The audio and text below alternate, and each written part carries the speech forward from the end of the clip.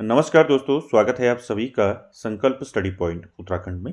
तो दोस्तों आज हम बात करेंगे शिक्षण अभिरुचि पर। दोस्तों आज का मॉक टेस्ट रहेगा मॉक टेस्ट 10। और इससे पहले दोस्तों हमने 9 मॉक टेस्ट कंप्लीट किए हैं जिनको आप प्लेलिस्ट में जाके देख सकते हैं। चलिए दोस्तों स्टार्ट करते हैं आज का सेशन। और आप सभी लोग दोस्तों वीडियो के एंड तक जरूर बने रहें और साथ ही साथ दोस्तों क्वेश्चन का आंसर करते हुए चलेंगे। और साथ ही साथ कॉमेंट बॉक्स में जरूर आप कॉमेंट करें कि आज के सेशन में आपने कितने क्वेश्चन सही किए। चलिए पहला क्वेश्चन देखते हैं दोस्तों। पहला क्वेश्चन क्या है? पहला है, राष्ट्रीय उच्चतर शिक्षा अभियान रूसा कब से शुरू हुआ? तो आपको बताना है दोस्तों, राष्ट्रीय उच्चतर शिक्षा अभियान जिसको हम रूसा के नाम से जानते हैं, कब से शुरू हुआ। मैंने डिटेल में आपको रूसा के बारे में डिटेल में बताया है। ठीक है, देखिए 5 अक्टूबर 2013, 3 अक्टूबर 2013, 7 अक्टूबर 2013 या फिर 11 अक्टूबर 2013। तो रूसा का गठन कब हुआ, कब शुरू हुआ रूसा रूसा का? तो राइट आंसर क्या रहेगा फर्स्ट का? तो रूसा कब से शुरू हुआ? फर्स्ट का राइट आंसर रहेगा 3 अक्टूबर 2013। तो बी वाला राइट रहेगा आपका। तो रूसा का गठन जो है कब किया गया? 3 अक्टूबर 2013 को किया गया। तो याद रखेंगे भारत में उच्च शिक्षा के विकास के लिए।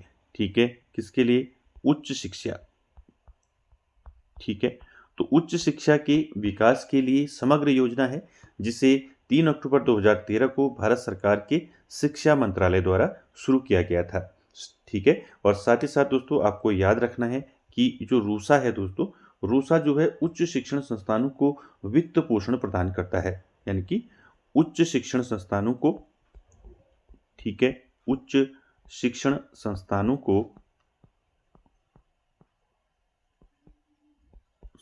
को वित्त पोषण प्रदान करता है, यानी कि वित्त की व्यवस्था करता है।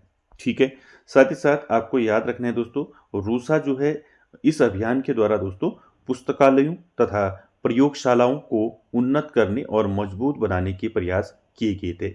साथ ही साथ शिक्षण अधिगम प्रक्रिया पर दोस्तों रूसा जो है गुणात्मक सुधार पर बल देता है। ठीक है, रूसा जो है अधिगम प्रक्रिया में गुणात्मक सुधार पर बल देता है। ठीक है, किस पर? गुणात्मक सुधार पर बल देता है। तो ये सारे फैक्टर आपको रूसा से याद रखनी है और मैंने डिटेल में आपको रूसा के बारे में डिटेल में बता रखा है। आप प्लेलिस्ट में जाके उसको देख सकते हैं। ठीक है, चलिए आगे चलते हैं दोस्तों। Question number 2। क्वेश्चन नंबर 2 में दोस्तों कथन है, आपने पढ़ना है, शिक्षा से मेरा अभिप्राय बालक तथा मनुष्य के शरीर, मस्तिष्क तथा आत्मा के सर्वांगीण विकास से है। तो यह कथन दोस्तों किसने कहा है? तो मैंने पहले भी आपको ये क्वेश्चन पहले भी बताया है। तो राइट आंसर क्या रहेगा क्वेश्चन नंबर 2 का? विवेकानंद, महात्मा गांधी, रविंद्रनाथ टैगोर या फिर इनमें से कोई नहीं। तो क्वेश्चन नंबर 2 का राइट आंसर क्या रहेगा? राइट आंसर रहेगा महात्मा गांधी। ठीक है, तो महात्मा गांधी जी का कथन है दोस्तों, महात्मा गांधी जी ने कहा है कि शिक्षा से मेरा अभिप्राय जो है बालक तथा मनुष्य के शरीर, मस्तिष्क तथा आत्मा के सर्वांगीण विकास से है। ठीक है, तो ये परिभाषा दी है शिक्षा की। ठीक है, इसको याद रखेंगे। तो बी राइट रहेगा क्वेश्चन नंबर 2 का। आगे चलते हैं दोस्तों क्वेश्चन नंबर 3। क्वेश्चन नंबर 3 ध्यान से देखिए दोस्तों, आंसर कीजिए। निम्न में से कौन शिक्षण तकनीकी का सोपान नहीं है? ठीक है, तो यहां पर आपने बताना है शिक्षण तकनीकी का सोपान इनमें से कौन नहीं है। ठीक है, पहला है नियोजन। ठीक है, जिसको हम क्या बोलते हैं? नियोजन को प्लानिंग। और व्यवस्था दूसरा, जिसको हम ऑर्गेनाइजेशन बोलते हैं। तीसरा प्रबंध, चौथा नियंत्रण। तो इनमें से आपको बताना है कि शिक्षण तकनीकी का एक सोपान नहीं है इनमें से। तो क्वेश्चन नंबर 3 का राइट आंसर क्या रहेगा दोस्तों? राइट आंसर रहेगा क्वेश्चन नंबर 3 का प्रबंध। तो ये दोस्तों शिक्षण तकनीकी का सोपान नहीं है। बाकी नियोजन है, व्यवस्था है, नियंत्रण है और एक चौथा मैंने आपको बताया था, मार्गदर्शन। ठीक है, क्या? मार्गदर्शन। ठीक है, मार्गदर्शन, लीडिंग जिसको हम कह सकते हैं। तो मार्गदर्शन, ये चार जो हैं क्या हैं? शिक्षण तकनीकी के सोपान हैं। इनको याद रखेंगे। नियोजन हो गया आपका, प्लानिंग, व्यवस्था, ऑर्गेनाइजेशन, मार्गदर्शन, लीडिंग और नियंत्रण आपका। ठीक है, जिसको हम कंट्रोलिंग कहते हैं। तो ये चार जो हैं शिक्षण तकनीकी के सोपान हैं, इनको याद रखेंगे। और शिक्षण तकनीकी क्या होती है दोस्तों, ये मैंने आपको अच्छे से बताया है। शिक्षण तकनीकी से क्या अभिप्राय है, क्या समझते हैं आप शिक्षण तकनीकी से? तो आप याद रखेंगे दोस्तों, शिक्षण प्रक्रिया में तकनीकी का प्रयोग करना ही क्या कहलाता है? शिक्षण तकनीकी कहलाता है दोस्तों। और साथ ही साथ आपको याद रखना है शिक्षण तकनीकी जो इसकी प्रकृति है दोस्तों वो वैज्ञानिक है, ठीक है। और साथ ही साथ दोस्तों इसमें क्या होता है, जो शिक्षण तकनीकी का जो हम प्रयोग करते हैं इससे ज्ञानात्मक, भावात्मक व क्रियात्मक तीनों पक्षों का विकास किया जाता है। साथ ही साथ दोस्तों शिक्षक, छात्र और पाठ्य वस्तु जो है तीनों की भूमिका इसमें जो है महत्वपूर्ण होती है, ठीक है। तो ये आप याद रखेंगे। तो राइट आंसर क्या रहेगा क्वेश्चन नंबर 3 का, सी रहेगा प्रबंध। ये आपका शिक्षण तकनीकी का सोपान नहीं है, ठीक है। चल आगे चलते हैं क्वेश्चन नंबर 4 पर। क्वेश्चन नंबर 4 देखिए, ध्यान से पढ़िए और आंसर कीजिए। देखिए 4, स्त्री शिक्षा के संबंध में बालकों की तरह बालिकाओं को भी शिक्षा प्राप्त करने का समान अधिकार है। यह किस आयोग का सुझाव है, ठीक है। यह किस आयोग ने यह सुझाव दिया है, ठीक है। तो आपको बताना है स्त्री शिक्षा के संबंध में यह सुझाव किस आयोग ने दिया है कि बालकों की तरह बालिकाओं को भी शिक्षा प्राप्त करने का समान अधिकार है। ऑप्शन देखिए, राधा कृष्णन आयोग, मुदालियर आयोग, कोठारी आयोग या इनमें से कोई नहीं। तो क्वेश्चन नंबर 4 का राइट आंसर क्या रहेगा बताइए। क्वेश्चन नंबर 4 का राइट आंसर रहेगा दोस्तों मुदालियर आयोग, ठीक है। तो मुदालियर आयोग का सुझाव है दोस्तों ये, ठीक है। स्त्री शिक्षा के संबंध में सुझाव दिया था मुदालियर आयोग ने, ठीक है। सुझाव क्या है इसको याद रखेंगे, बालकों की तरह बालिकाओं को भी शिक्षा प्राप्त करने का समान अधिकार है। तो मुदालियर आयोग ने ये सुझाव दिया है दोस्तों। और साथ ही साथ मुदालियर आयोग के बारे में मैंने आपको डिटेल में बता रखा है सारी चीज़ें, तो आपको याद रखना है इसको मुदालियर आयोग या माध्यमिक शिक्षा आयोग भी कहते हैं, ठीक है। माध्यमिक शिक्षा आयोग, ठीक है, माध्यमिक शिक्षा आयोग। अब साथ ही साथ यहाँ से आपको याद रखना है कब गठन किया गया, ठीक है, कब गठन हुआ मुदालियर आयोग का, तो ये भी आपको याद रखना है। मुदालियर आयोग का गठन कब हुआ, मुदालियर आयोग का गठन हुआ 23 सितंबर 1952, ठीक है। 23 सितंबर 1952 को जो है गठन हुआ मुदालियर आयोग का, ठीक है, याद रखेंगे। और साथ ही साथ दोस्तों किसने अध्यक्षता की मुदालियर आयोग की, अध्यक्षता की लक्ष्मण स्वामी मुदालियर, ठीक है, नाम याद रखेंगे लक्ष्मण स्वामी मुदालियर, लक्ष्मण स्वामी मुदालियर। तो ये दोस्तों उस समय तत्कालीन क्या थे, तत्कालीन जो है मद्रास विश्वविद्यालय के तत्कालीन कुलपति थे उस समय, ठीक है। साथ ही साथ आपको याद रखना है दोस्तों कि मुदालियर आयोग ने अपनी रिपोर्ट भारत सरकार को कब सौंपी, ठीक है। तो भारत सरकार को अपनी रिपोर्ट मुदालियर आयोग ने 29 अगस्त 1953, ठीक है। तो ये सारी चीज़ें आपको याद रखनी है।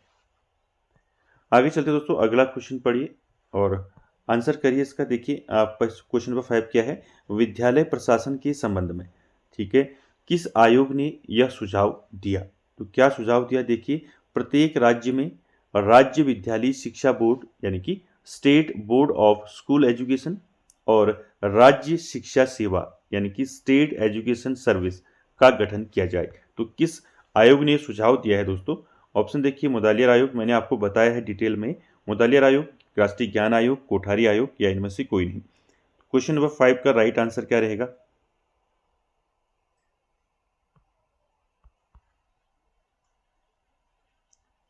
तो क्या रहेगा आंसर दोस्तों 5 का, तो 5 का राइट आंसर रहेगा दोस्तों कोठारी आयोग, ठीक है, याद रखेंगे। कोठारी आयोग ने ये विद्यालय प्रशासन के संबंध में सुझाव दिया था कि प्रत्येक राज्य में किसका गठन किया जाए, राज्य विद्यालय शिक्षा बोर्ड का गठन किया जाए यानी कि state board of school education का गठन किया जाए और राज्य शिक्षा सेवा यानी कि स्टेट एजुकेशन सर्विस का गठन किया जाए। ये सुझाव किसने दिया था, ये सुझाव दिया था कोठारी आयोग ने, ठीक है। और कोठारी आयोग से दोस्तों आपको याद रखना है कोठारी आयोग का गठन कब हुआ, गठन कोठारी आयोग का कब हुआ मैंने बताया है कई बार आपको, 14 जुलाई,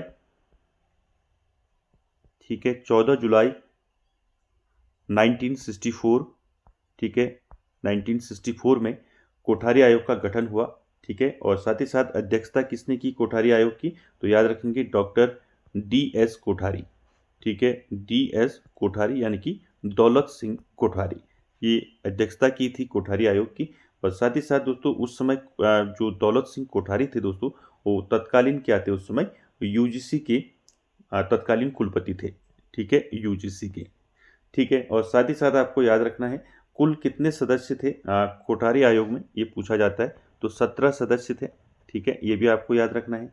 और कोठारी आयोग ने दोस्तों अपनी रिपोर्ट भारत सरकार को कब सौंपी, ठीक है, ये भी आपको याद रखना है, कब सौंपी कोठारी आयोग ने दोस्तों, ठीक है, अपनी रिपोर्ट भारत सरकार को कब सौंपी, 29 जून 1966, ठीक है। तो भारत सरकार को अपनी रिपोर्ट सौंपी कोठारी आयोग ने 29 जून 1966 में, ठीक है। साथ ही साथ याद रखेंगे जो कोठारी आयोग ने दोस्तों अपना प्रतिवेदन जो है भारत सरकार को सौंपा, तो उसका शीर्षक क्या था, ये पूछा जाता है। तो शीर्षक क्या था, तो कोठारी आयोग के द्वारा जो रिपोर्ट, जो प्रतिवेदन भारत सरकार को सौंपा गया, उसका शीर्षक था दोस्तों शिक्षा एवं राष्ट्रीय प्रगति। क्या था, शिक्षा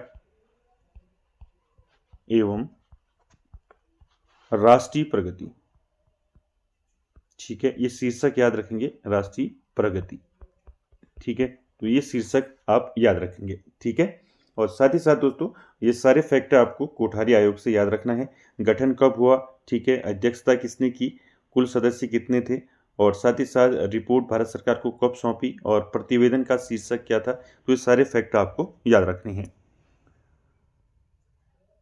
अगला क्वेश्चन है दोस्तों, एनसीईआरटी का गठन कब हुआ, आपको बताना है। क्वेश्चन नंबर 6 का आंसर, एनसीईआरटी का गठन कब हुआ, ये कई बार मैंने आपको बताया है। तो एनसीईआरटी का गठन कब हुआ, ऑप्शन देखिए, 1 अप्रैल 1961, 2 अप्रैल, 3 अप्रैल, या फिर 5 अप्रैल और 7 अप्रैल। तो क्या रहेगा राइट आंसर क्वेश्चन नंबर 6 का, एनसीईआरटी यानी कि national council of educational research and training, जिसको इसका फुल फॉर्म, ठीक है, और हिंदी में इसको हम बोलते हैं राष्ट्रीय शैक्षिक अनुसंधान एवं प्रशिक्षण परिषद। दोस्तों इसकी जो स्थापना हुई कब हुई, तो राइट आंसर क्वेश्चन नंबर 6 का क्या रहेगा, 1 अप्रैल 1961 को जो है एनसीईआरटी का गठन हुआ, ठीक है। साथ ही साथ दोस्तों आपको याद रखना है एनसीईआरटी का फुल फॉर्म क्या होता है, एनसीईआरटी यानी कि national council of educational research and training, इसकी स्थापना हुई 1 अप्रैल 1961 को।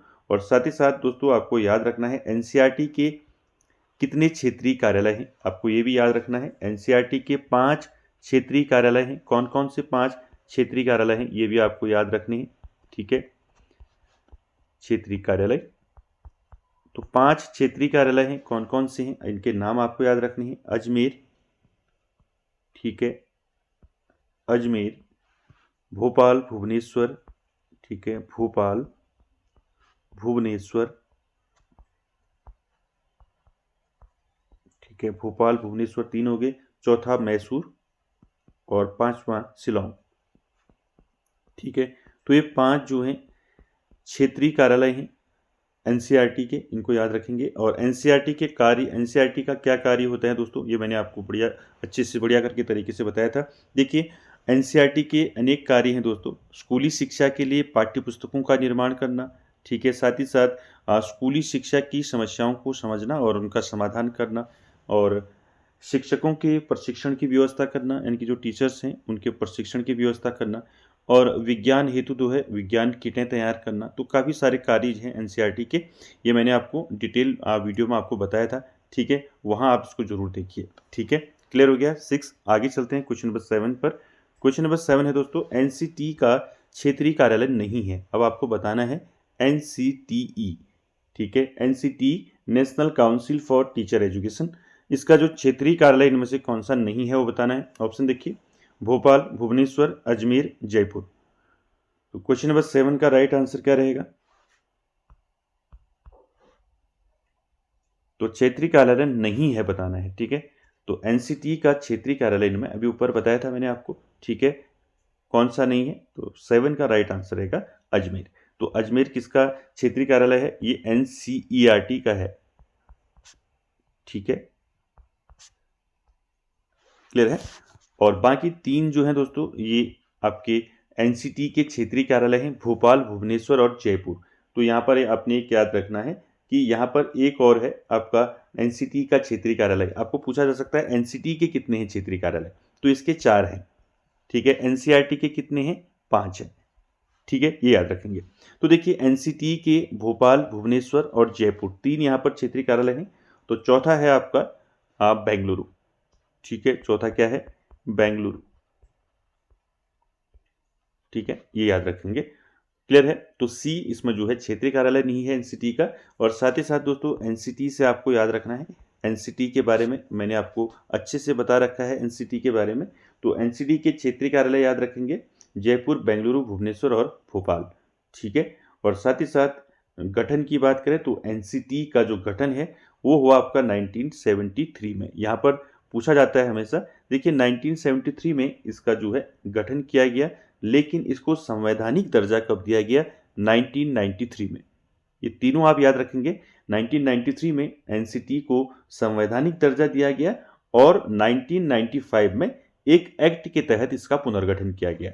यानी कि 1995 में एक एक्ट के तहत इसका जो है फिर जो है पुनर्गठन किया गया। तो कई बार पूछा जाता है स्थापना कब हुई एनसीटी की, तो तीनों चीज़ें आप याद रखेंगे। 1973 में इसका गठन किया गया, ठीक है। उसके बाद 1993 में दोस्तों इसको संवैधानिक दर्जा दिया गया 1993 में, और 1995 में इसका पुनर्गठन किया गया एक एक्ट के रूप में, याद रखेंगे।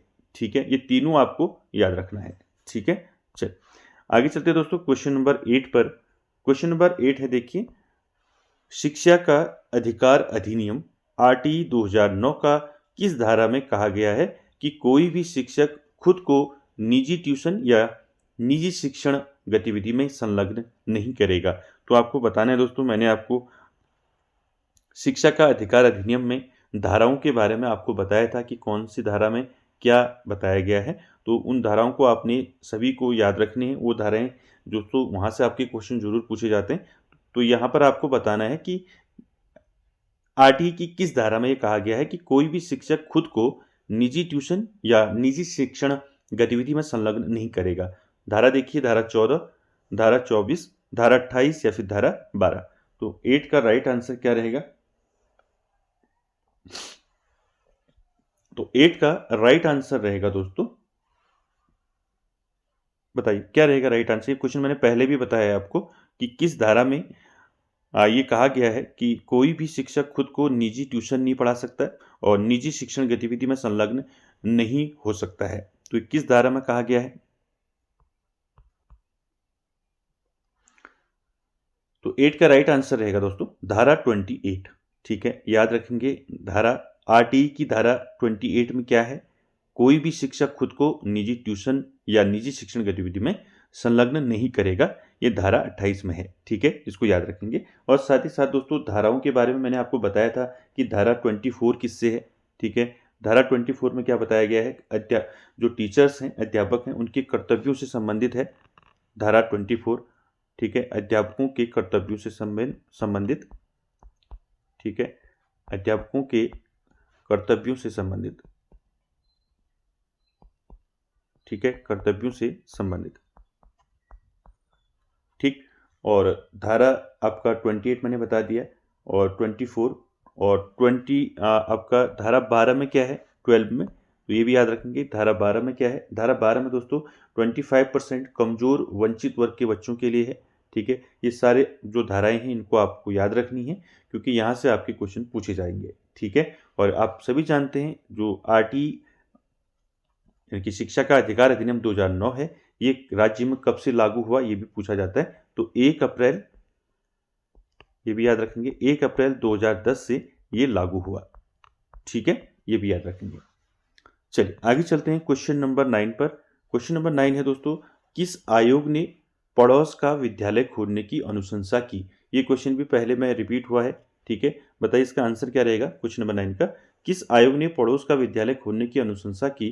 तो राइट आंसर रहेगा क्वेश्चन नंबर 9 का क्या रहेगा, बताइए किस आयोग ने अनुशंसा की थी कि पड़ोस का विद्यालय खोलने की? तो राइट आंसर रहेगा आपका कोठारी आयोग। तो बी आपका राइट रहेगा क्वेश्चन नंबर 9 का।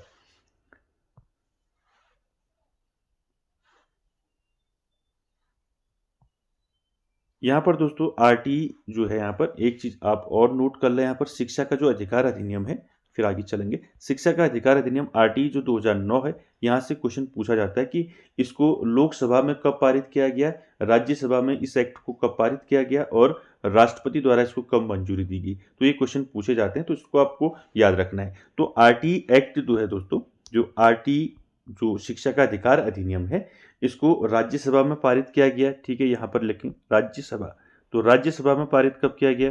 तो राज्यसभा में पारित किया गया इसको 20 जुलाई 2009, ठीक है, 20 जुलाई 2009 को जो है इसे राज्यसभा में पारित किया गया और लोकसभा में पारित किया गया 4 अगस्त, ठीक है, लोकसभा में 4 अगस्त 2009 को पारित किया गया, ठीक है, और राष्ट्रपति के द्वारा इसको मंजूरी कब दी गई? 26 अगस्त 2000, ठीक है, 26 अगस्त 2009। तो तीनों चीजें आपको याद रखनी है, ठीक है। तो जो शिक्षा का अधिकार अधिनियम है इसको राज्यसभा में पारित किया गया, कब किया गया? 20 जुलाई 2009, लोकसभा में किया गया 4 अगस्त 2009 और राष्ट्रपति के द्वारा मंजूरी मिली 26 अगस्त 2009, ठीक है। ये तीनों चीज याद रखेंगे। क्लियर है? तो ये हमने देख लिया था। पड़ोस का विद्यालय खोलने की अनुशंसा किसने की थी? तो ये की थी कोठारी आयोग ने, ठीक है। अगला क्वेश्चन है क्वेश्चन नंबर 10, देखिए दोस्तों, और ये आखिरी क्वेश्चन है दोस्तों। आज हमने 10 ही क्वेश्चन लिए हैं इसमें। देखिए, निम्न में से कौन जो है क्रिया सहायक सामग्री है? तो निम्न में से कौन क्रिया सहायक सामग्री है? मैंने आपको बताया था दोस्तों कि शिक्षण सहायक सामग्री मुख्य रूप से 4 प्रकार की होती है, जिसमें मैंने आपको बताया था दृश्य सामग्री, श्रव्य सामग्री, श्रव्य दृश्य सामग्री और क्रिया सहायक सामग्री। तो यहाँ पर आपको बताना है कौन क्रिया सहायक सामग्री है। तो देखिए क्या रहेगा 10 का राइट आंसर?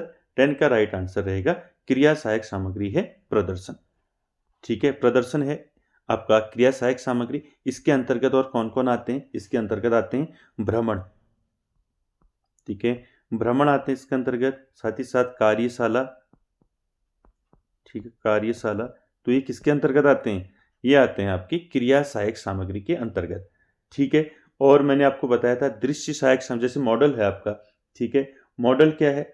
मॉडल दृश्य सामग्री है, श्रव्य सामग्री है, क्या है? तो आप सभी जानते हैं मॉडल क्या है? दृश्य सामग्री है। क्या है? दृश्य सामग्री, ठीक है। तो दृश्य सामग्री में आपका मॉडल हो गया, और क्या क्या आएंगे दृश्य सामग्री में? मॉडल के अलावा श्यामपट आएगा, ठीक है, श्यामपट, ठीक है, और साथ ही साथ चित्र, ठीक है, चित्र हो गए, और पाठ्य पुस्तक आएगी, ठीक है, पाठ्य पुस्तक, ठीक है, साथ ही साथ पाठ्य पुस्तक के साथ पत्र पत्रिका, ठीक है, पत्र पत्रिका, ठीक है, किसके अंतर्गत आएंगे? ये आएंगे दृश्य सहायक सामग्री के अंतर्गत, ठीक है। उसी प्रकार आपका कठपुतली है, तो कठपुतली किसमें आता है? तो कठपुतली आता है आपका श्रव्य दृश्य सहायक सामग्री के अंतर्गत, ठीक है, किसके अंतर्गत आता है? श्रव्य दृश्य सहायक सामग्री के अंतर्गत आता है। और श्रव्य दृश्य सहायक सामग्री के अंतर्गत क्या आएगा? जिसको हम देख भी सकते हैं, सुन भी सकते हैं, ठीक है, जैसे आपका टेलीविजन आ गया, कंप्यूटर हो गया, ठीक है, कठपुतली, नाटक, स्मार्टफोन हो गया, ठीक है, लैपटॉप हो गया, ये किसमें आ जाएंगे? श्रव्य दृश्य सहायक सामग्री, यानी कि जिसमें हम सुन भी सकते हैं और देख भी सकते हैं। और श्रव्य में सुन सकते हैं सिर्फ, जैसे आपका रेडियो हो गया, आपका टेप रिकॉर्डर हो गया, लिंगवा फोन, ये आपके श्रव्य में आ जाएंगे। दृश्य में देख सकते हैं जिनको, यानी कि जैसे श्यामपट हो गया, मॉडल हो गया, पत्र पत्रिका, पाठ्य पुस्तिका, ठीक है। उसी प्रकार क्रिया सहायक सामग्री में आपका प्रदर्शन आ गया, भ्रमण आ गया, कार्यशाला, ये किस में आते हैं? क्रिया सहायक सामग्री में। तो ये 4 प्रकार हैं मुख्यतः शिक्षण सहायक सामग्री के। इसको मैंने डिटेल में आपको बता रखा है, आप प्लेलिस्ट में जाके उसको अच्छे से देख लें, ठीक है। तो दोस्तों इसका राइट आंसर क्या रहेगा? क्रिया सहायक सामग्री प्रदर्शन, ठीक है। तो ये सारे आपको याद रखने हैं दोस्तों, कोई भी यहाँ से आपको क्वेश्चन पूछा जा सकता है। तो दोस्तों आज का सेशन यहीं तक, और कैसा लगा सेशन कमेंट बॉक्स में जरूर कमेंट करें, और वीडियो को एंड तक देखने के लिए थैंक यू वेरी मच।